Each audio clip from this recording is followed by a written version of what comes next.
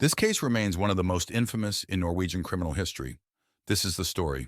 Born on October 25, 1936, in Sauda, Norway. He was born and raised by his mother, who was not married, in his mother's childhood home. Being born out of wedlock was looked down upon in the Norwegian society at the time. He did not have any contact with his father growing up. He was afraid of the only male present in his life growing up, his grandfather on his mother's side.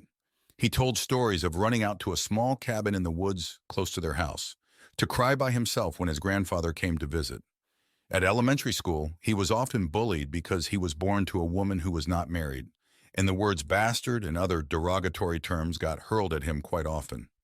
Nesset was small in stature and he was shy, an easy target for any bully looking for a victim.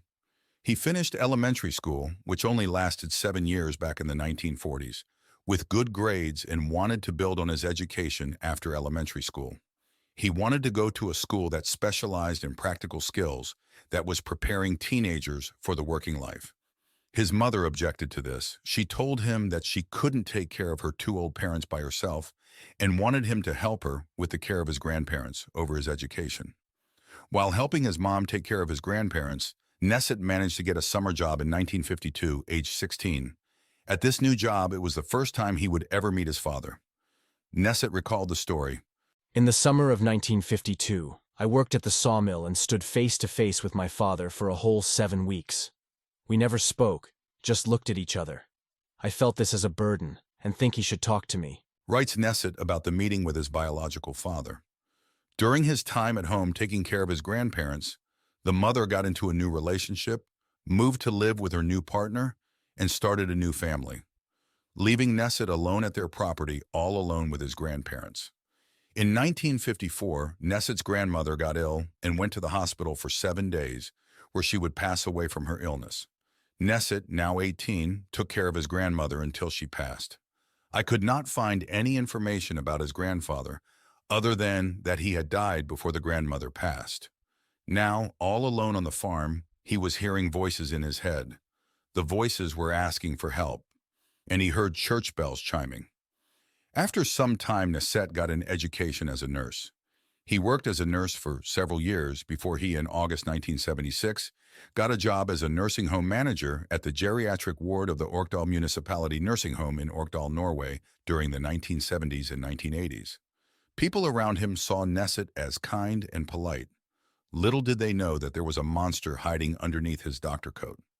20th of May, 1977. A 94-year-old man dies at the nursing home where Nesset works. It was not old age or illness that took his life. This man was unfortunate to cross paths with Nesset. He was the first of many victims Nesset got his hands on.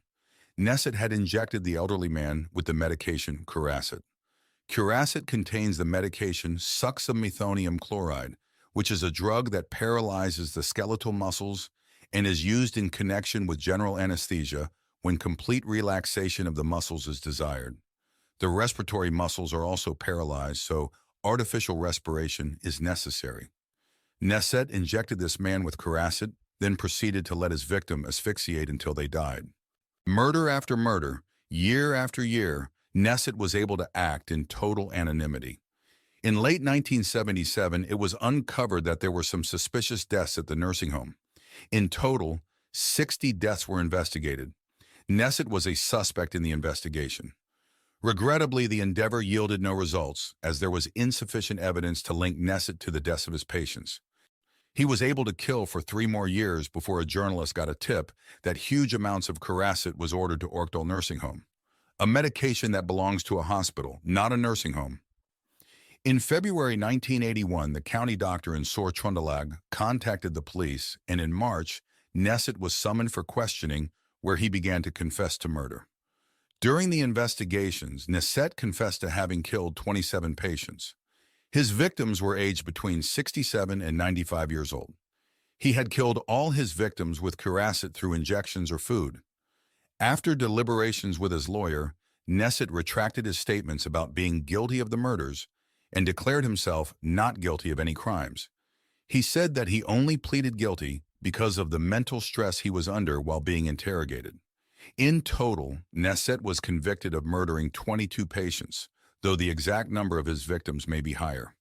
He was arrested in 1983 and subsequently tried and convicted in one of Norway's most significant criminal trials. The trial lasted for 5 months. A jury containing 4 men and 6 women deliberated for 3 days and found Nesset guilty at the Frostiding Provincial Court in Trondheim. In 1983, he was sentenced to 21 years in prison, the maximum penalty under Norwegian law at the time.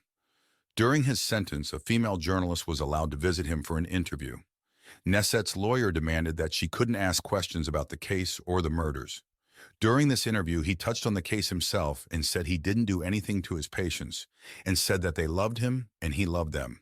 The motive behind his killings remains unclear, with some speculating it was a desire for power and control or possibly financial gain.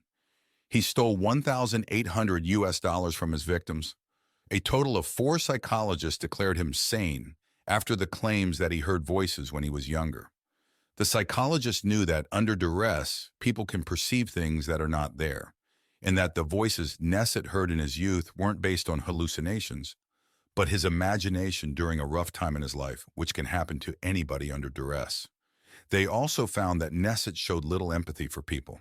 Nesset's case prompted significant changes in Norway's healthcare system, particularly in the monitoring and supervision of nursing home staff and the administration of medications.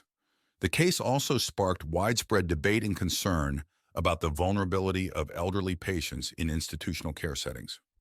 Arnfinn Nesset was released from prison in 2004 after serving 2/3 of his sentence. As is common practice in Norway, he has maintained a low profile since his release and is today 86 years old and is currently living freely in Norway society with a new identity. Arnfinn Nesset is Norway's most infamous serial killer of all time.